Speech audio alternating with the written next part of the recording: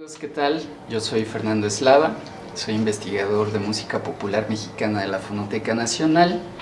El día de hoy les voy a platicar acerca de un cantante que se llamaba José Torres Obando. Hace un tiempo me puse a buscar en el acervo de la Fonoteca Nacional algunos de los discos más antiguos que hay en la institución. Son grabaciones maravillosas. Me di cuenta que hay varios cantantes de la época del Porfiriato que actuaban en teatros y que grabaron discos. Desde luego que hay agrupaciones, conjuntos típicos, bandas militares que antes de 1911 grabaron discos y estoy haciendo una investigación sobre este cantante del que les hablo, José Torres Obando. ¿Quién era José Torres Obando? Bueno, cantante mexicano, nacido en Puebla, tenía la voz de barítono, su voz era más grave que la del tenor, pero más aguda que la del bajo. Tuvo como profesores a José Aragón y José Pearson, el famoso profesor de canto sonorense que formó a diferentes generaciones de cantantes en México. Formó a varias grandes figuras de la música popular mexicana, por ejemplo a Hugo Avendaño, Pedro Vargas, Jorge Negrete, Juan Arbizu, el tenor de la voz de seda, Fanny Anitúa, el doctor Alfonso Ortiz Tirado, en fin, a muchos cantantes famosos del siglo XX. Y tuvo colaboraciones con diferentes cantantes en la época. En sus trabajos fonográficos interactúa, por ejemplo, con Braulio Rosset, con la señora Aragón, con las señoritas Pérez, con un señor que se apellidaba Hermoso. Y en 1905 la compañía Víctor manda a un par de trabajadores para que capturen con un equipo portátil de grabación en la Ciudad de México el repertorio que los cantantes de la época estaban trabajando en los teatros. José Torres Obando grabó alrededor de 35, 36 discos para la Víctor en julio de 1905. 2 años más tarde, en 1907, graba otros 5 discos nuevamente para la Víctor, y entre 1908 y 1913 graba 2 discos para la Columbia. Estos son los datos que hasta ahora he podido recuperar. Habría que ver si realizó más grabaciones. Me gustaría que escucháramos una obra, una grabación de este barítono. Es una habanera, la habanera del Pompón, que es un fragmento de una zarzuela que se llamaba El pobre Balbuena. En esta grabación hace mancuerna con las señoritas Pérez, una grabación del 27 de julio de 1905.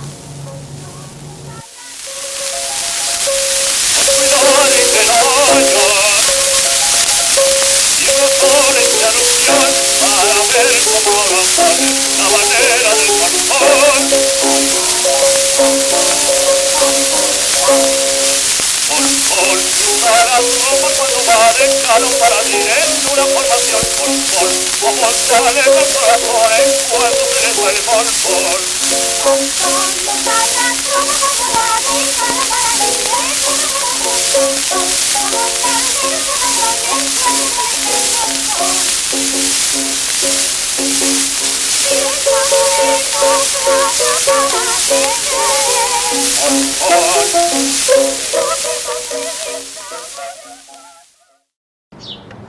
¿Qué cantaba José Torres Obando? Como varios cantantes de la época del Porfiriato, José Torres Obando interpretaba un repertorio sumamente variado: óperas, fragmentos de zarzuelas y piezas sueltas de corte popular. Él en 1905 graba Perjura, una pieza que al parecer, según entiendo, se compuso en el año de 1901 con letra de Fernando Luna y Drusina y la música de Miguel Lerdo de Tejada. Hubo otros cantantes en la época, como Manuel Romero Malpica, que también grabaron un disco con Perjura, nada más que Romero Malpica la graba hasta el año de 1907, es decir, 2 años después que José Torres Obando.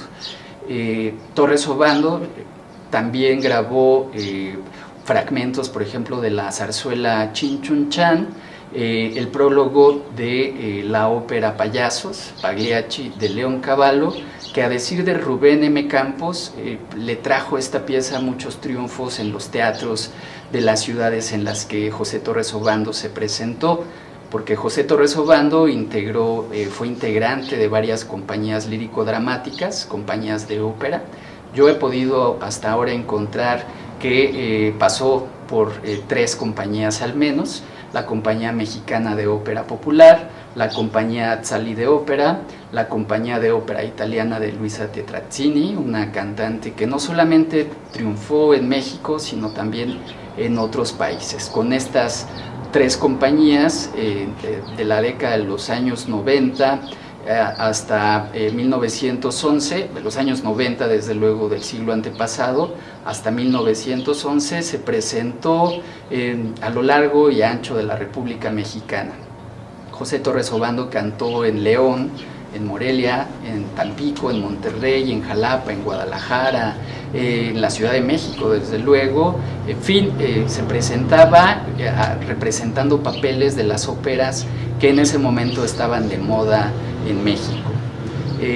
Bueno, pues parte de ese repertorio, como ya dije, es el que tenemos en la Fonoteca Nacional, y me gustaría ahora que escucháramos Pensando en ti. Es una pieza que habla precisamente de la época que se estaba viviendo, de la influencia del romanticismo que se estaba dando en los sectores artísticos e intelectuales de México. Desde luego que vamos a poder encontrar en su letra esta influencia del amor, ¿no? Del amor a la mujer, del amor al terruño, del amor a la patria, a los héroes que nos dieron patria, y me gustaría que escucháramos Pensando en ti con José Torres Obando.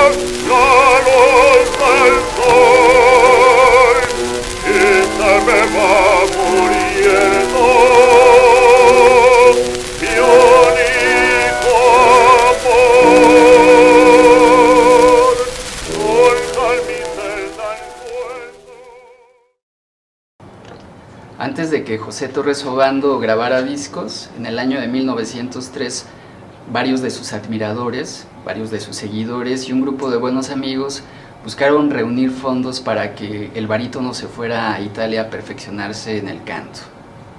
Ricardo Bell, el clown inglés que radicaba en México, abrió una suscripción, él donó 300 pesos para la causa. Esta suscripción funcionaría con las donaciones de estos amigos y estos admiradores. Y bueno, pues esto fue en 1903. Para el año de 1904, en enero, un periódico, el Diario del Hogar, anunciaba que José Torres Obando y un grupo de músicos, de cantantes, pero también de instrumentistas, hicieron una gira en el interior de la República con la intención de reunir más fondos para el viaje, pero también para despedir al cantante. Esto fue en enero de 1904, pero para abril de ese mismo año, José Torres Obando seguía cantando, hizo una representación en Jalapa. Entonces, seguramente si se fue, no estuvo en Europa 2 años, porque recuerden que, como ya les mencioné, en julio de 1905 estaba grabando discos en la Ciudad de México. Entonces, su estancia en Europa, en caso de que se hubiera ido, fue de mediados de 1904 hasta antes de julio de 1905. José Torres Obando también conoció a muchos poetas, escritores, artistas, pintores, intelectuales, desde luego a muchos músicos, y fue parte de la vida bohemia de fin de siglo, del siglo antepasado.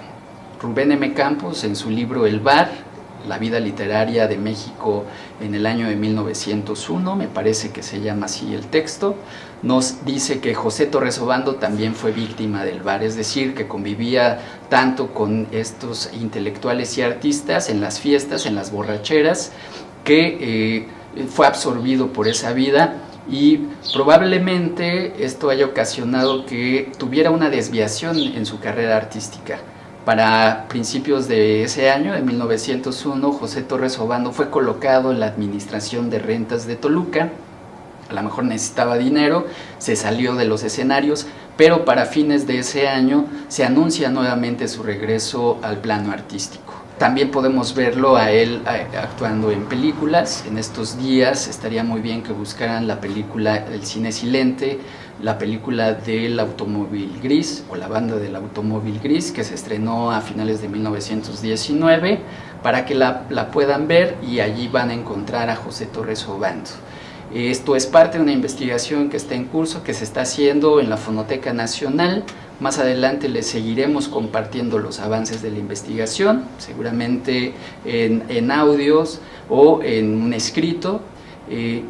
Ojalá que se puedan cuidar muchísimo en estos días, que cuiden de los suyos, sigan la programación que las dependencias de la Secretaría de Cultura preparan para ustedes, para que en estos días sigamos en contacto con la vida artística, con la cultura de nuestro país.